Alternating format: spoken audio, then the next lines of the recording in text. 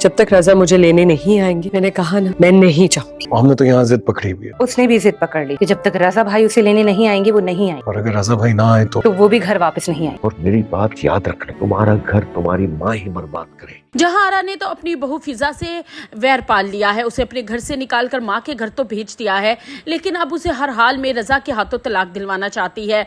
रजा जिसका बाप उसे समझा रहा है कि लड़की बहुत अच्छी है और अच्छे घराने से है, लेकिन जो कसूर भी था उसके कजन का था, लेकिन रजा है जो आज तक अपनी माँ के आगे एक लफ्ज तक नहीं बोल पाया।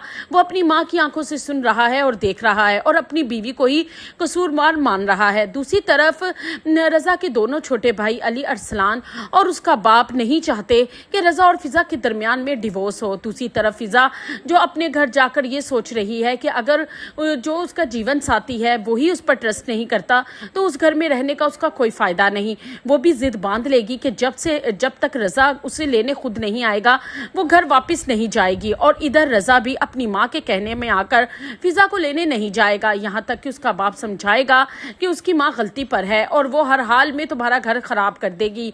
तुम अपनी नज़रों से देखो और अपने दिल से सोचो और अपने रिश्ते को ख़राब मत करो। लेकिन रज़ा तो शुरू से ही माँ का चमचा है और उसने अपनी माँ के आगे एक लफ्ज़ तक नहीं बोला, तो अब अपनी बीवी के लिए क्या खड़ा होगा।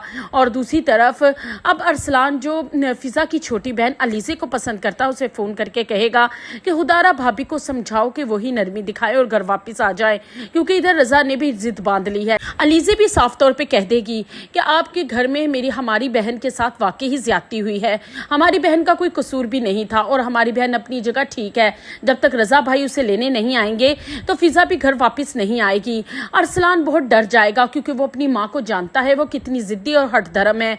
ये ना हो कि वो अपनी जिद में भाई का रिश्ता खराब कर दे, और जो अरसलान अब अलीज़े को पसंद करता है फिर इसकी शादी कैसे होगी।